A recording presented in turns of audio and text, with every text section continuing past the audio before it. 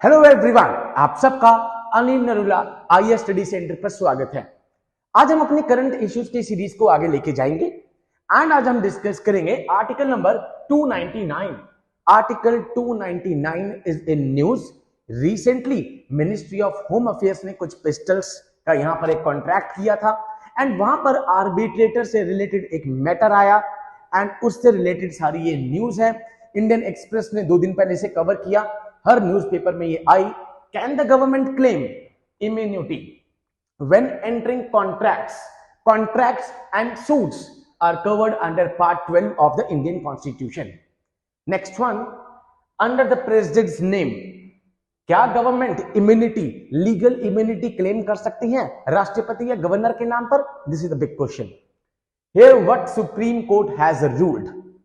अब आपने इस बार के प्रीलिम्स में भी देखा होगा कि क्वेश्चंस कहीं से भी कभी भी आ सकते हैं। ऑल्दो जो करंट अफेयर्स में चल रहे हैं उसी पे स्टेटमेंट को घुमा के वो लाया जाएगा, but you must catch the news.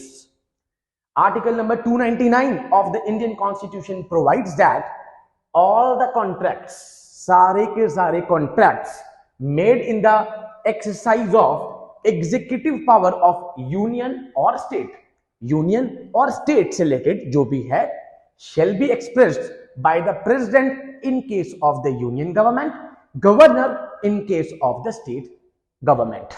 So ये पता हो राष्ट्रपति के नाम पे या फिर गवर्नर के नाम पर होगा रिस्पेक्टिव गवर्नमेंट्स में। Here is the case. What is this case? Case को डिस्कस कर लेते हैं। एक यहां पर एक कंपनी है, this is Glock Asia Pacific limited. ये एक कंपनी है एंड इसके साथ मिनिस्ट्री ऑफ होम अफेयर्स का एक कॉन्ट्रैक्ट होता है ऑलमोस्ट 31,756 पिस्टल्स का। पिस्टल्स के लिए एक कॉन्ट्रैक्ट होता है between the government of India की तरफ से ministry of home affairs headed by mister Amit Shah ji, a contract with the ministry of home affair to supply pistols. But क्या होता है, इनके बीच में एक डिस्प्यूट हो जाता है। फॉर एग्जाम्पल दोनों पार्टीज में डिस्प्यूट होता है बिकॉज गवर्नमेंट ने यहां पर कहा कि हमें एक परफॉर्मेंस बैंक गारंटी चाहिए आपकी तरफ से, यहां पर इस कंपनी को बोला जाता है। एंड उसके बाद हम देखते हैं कि ग्लॉक क्या करता है, एक आर्बिट्रेशन, आप सबको पता है आर्बिट्रेटर, बहुत सारे रूल्स भी हैं आर्बिट्रेटर के लिए। हमारे पास आर्बिट्रेशन एक्ट भी आया था 2013 में। आर्बिट्रेटर के लिए इन्वोक करते हैं, बट गवर्नमेंट उसको चैलेंज कर देती है appointment of arbitrator based on the tender conditions.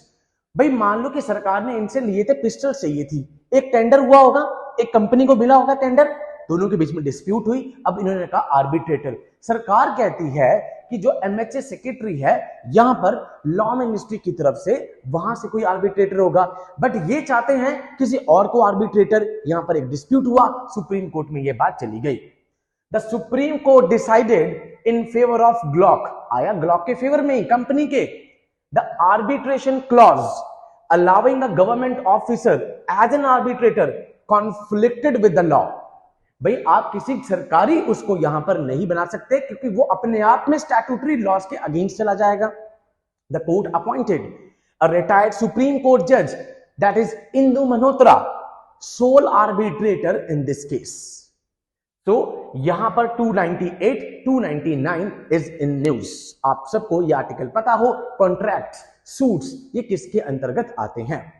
Okay, this was the case. Context क्या था? The recent ruling by the supreme court states that whenever the government enters into contract, B it a union government, B it a state government, it cannot claim immunity under legal provision of that contract under article 299 of the constitution। वहां पर आप legal immunity claim नहीं कर सकते हैं। This was the case. 298 क्या कहता है? It grant centre and the state government, union government, state government को the power to carry any trade, business, acquire, hold, dispose any property and make contract for any purpose। भाई 298 यहां पर central government और state government को powers दे रहा है कि भाई आप कॉन्ट्रैक्ट में आ जाइए, no issues. 298, 299 came into after constitution came into effect and the government entered into contract even in the pre-independence era। According to the Crown Proceedings Act 1947, the Crown could not be sued for a contract if it entered। भाई crown के तो नाम पे होगा but उसे सू थोड़ी ना कर सकते हो आप, उनके तो ये नाम पर हो रहा है। Okay 299 is very important here. It provides that all the contracts, जितने भी कॉन्ट्रैक्ट हैं made in the exercise of union government और the state government is to be made by the president in case of union government, अगर union government कर रही है तो राष्ट्रपति के नाम पर, governor in case of the state government. All such contract and the assurance made in this exercise is on the behalf of president or the governor in a manner as directed by them. जिस तरीके से वो कहते हैं, this is what 299 says. Okay, it specifies the manner in which government contract should be concluded, किस तरीके से एक कंपनी के साथ कॉन्ट्रैक्ट एग्जीक्यूट होगा, कंक्लूड होगा, टेंडर्स निकले जैसे इसमें यहां पर 299 बता रहा है। ऑब्जेक्टिव क्या है? So that the contracts made by the agents acting on the government behalf. यहां पर कौन है agent? Ministry of home affairs के साथ हो रहा है यहां पर कॉन्ट्रैक्ट, उनको पिस्टल्स चाहिए थी। Should adhere to the defined procedure, जो भी प्रोसीजर है उसके हिसाब से चलें।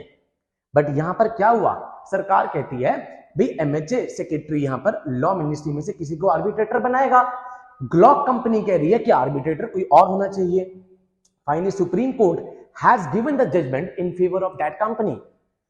One of the major grounds of the challenging section 12 clause 5 of arbitration act 1996 का जो एक्ट है वो कहता है notwithstanding any prior agreement any person whose relationship with the parties or counsel of the dispute fall under any categories in the 7th schedule will be ineligible।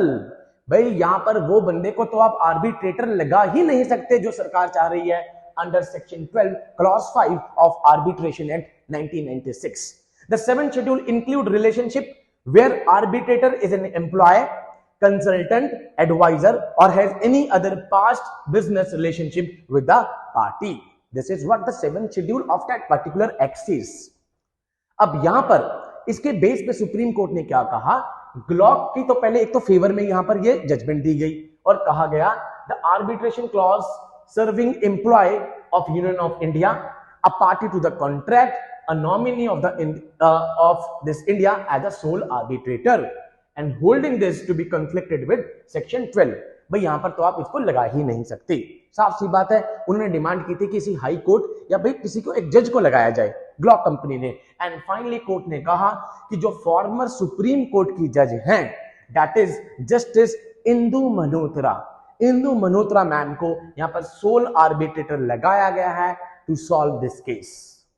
So dispute was basically regarding the arbitration इस topic से निकल कर आ गया। Contract in suit, अगर मैं prelims के point of view से कहूं तो आपके पास आ गया that is a part 12 of the constitution. So ये कुछ प्रोविजंस हैं कि भाई ठीक है जितने भी कॉन्ट्रैक्ट हैं हमने पढ़ लिया, राष्ट्रपति गवर्नर के नाम पर होंगे, उनकी एग्जीक्यूशन उनके नाम पर होगी।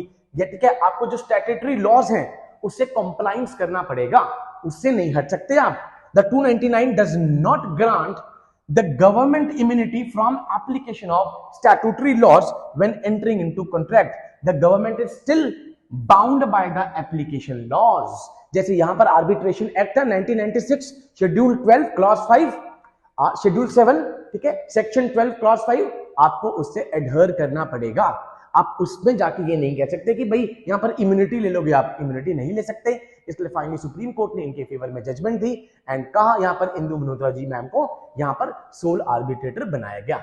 सो this was the case regarding this Glock company which was providing pistols to ministry of home affairs. ऐसे ही करंट इश्यूज के लिए आप हमारे चैनल को सब्सक्राइब करके रखिए। जय Hind to all, take care.